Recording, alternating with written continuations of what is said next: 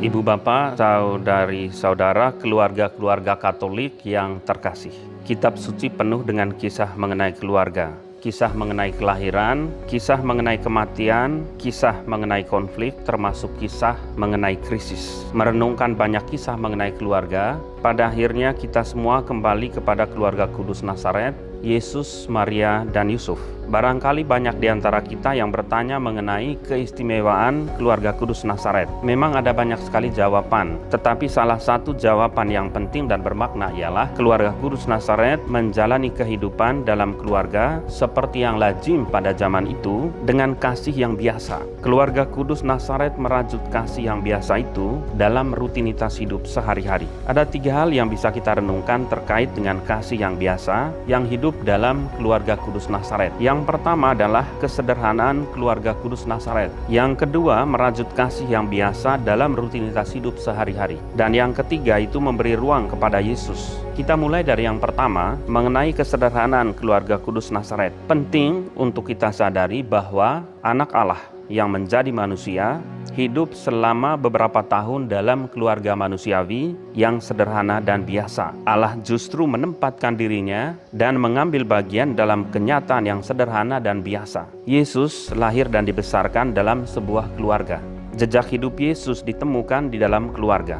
Setiap keluarga Katolik dapat seperti Maria dan Yusuf menyambut Yesus di dalam keluarga, mendengarkan Yesus, berbicara dengan Dia, melindunginya, tumbuh bersama dengannya, dan dengan cara seperti itu keluarga-keluarga bisa mengubah dunia.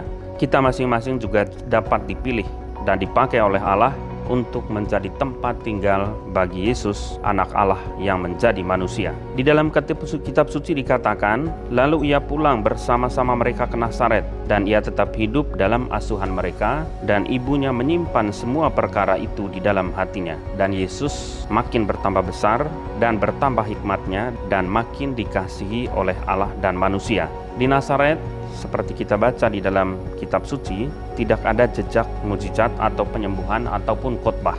Yesus tidak melakukan hal-hal luar biasa semasa periode di Nazaret.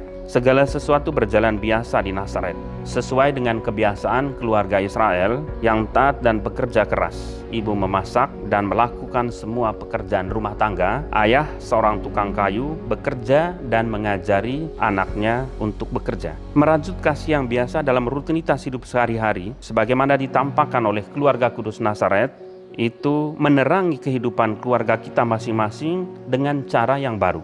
Rutinitas hidup sehari-hari yang tampaknya biasa-biasa saja, sederhana dan tidak berarti, dapat menjadi cara baru untuk menghayati panggilan khusus keluarga, yaitu merajut cinta yang biasa.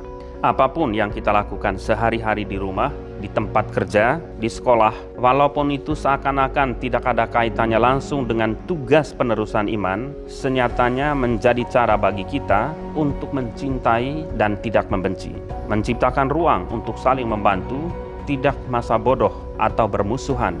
Apa yang terjadi selama 30 tahun di Nazaret juga terjadi dalam kehidupan keluarga dan lingkungan kita masing-masing. Bagaimana merajut kasih yang biasa itu di dalam keluarga? Mari kita mendengarkan sharing yang merupakan kesaksian Pak Sutri Yen Changwa, anggota pengurus inti Komisi Kerasulan Keluarga Keuskupan Banjarmasin. Kepada Pak Sutri Yen Changwa, saya persilakan. Menengok kembali perjalanan hidup berkeluarga. Saya coba menggambarkan proses perjalanan dalam sakramen kami. Setelah 1 tahun menikah, kami dikaruniai buah kasih, yaitu anak pertama. Setahun kemudian disusul adiknya, dan seterusnya hingga kami dikaruniai 5 anak, yaitu 4 putri dan 1 putra. Ketika mereka masih kecil, mereka membutuhkan kami berdua. Saya selalu meluangkan waktu untuk mengantarkan mereka ke sekolah, menemani mereka bermain di sekolah, mendorongkan ayunan, dan mereka sangat senang. Sehingga teman-teman mereka minta aku dorongkan ayunannya juga. Nah, pulang mengantar sekolah, aku kembali pada pekerjaan di toko, mencari nafkah bagi kehidupan keluarga dan pendidikan anak-anak. Sore hari selepas bekerja, biasanya ku ajak anak-anak waktu santai, menikmati cemilan sore bikinan mamanya. Terkadang rekreasi putar-putar kota. Nah, saat liburan tiba, saya mengajak anak-anak berlibur ke tempat-tempat yang indah dan menyenangkan. Aku bahagia menyaksikan kegembiraan keluargaku. Begitulah aku merajut cinta yang biasa di dalam keluargaku. Nah, selanjutnya bagaimana dengan Yen? Saya adalah ibu dari 5 orang anak.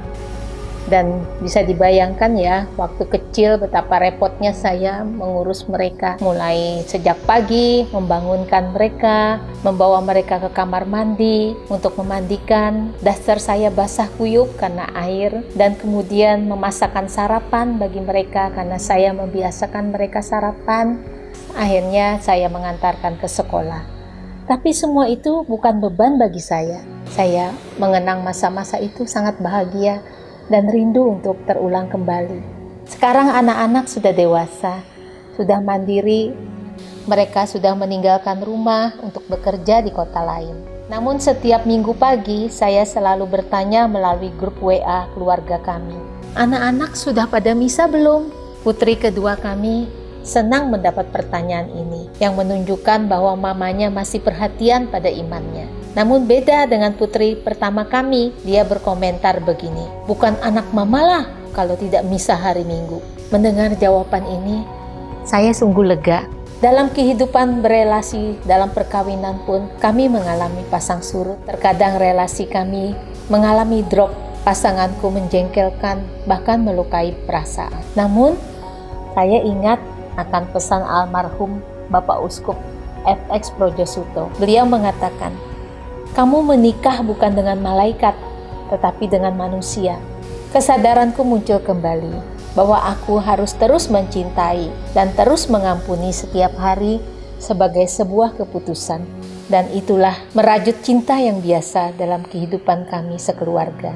Setelah kita mendengarkan sharing kesaksian dari Pak Sutri Yen Changwa mengenai merajut kasih yang biasa dalam keluarga, kita akan melanjutkan dengan memberi ruang bagi Yesus. Memenuhi panggilan dan merajut kasih yang biasa hanya dapat terjadi jika keluarga-keluarga memberi ruang bagi Yesus. Akan lebih baik lagi jika kita belajar menemukan Yesus di dalam wajah-wajah sesama, dalam suara-suara mereka, dan dalam permintaan-permintaan mereka. Relasi yang kita bangun dengan sesama selalu menjadi kesempatan berharga untuk membangun relasi dengan Kristus. Dan relasi memungkinkan kita untuk menjumpai Yesus, mendengarkan Dia, dan memohon kepadanya. Dengan merajut cinta yang normal, setiap keluarga dapat memberikan sumbangan yang tidak tergantikan bagi dunia, sehingga dapat bertumbuh dalam kasih sejati dan solidaritas yang paling otentik. Tidak ada sekolah maupun ajaran yang mengajar kasih yang otentik dan kasih yang dapat dipercaya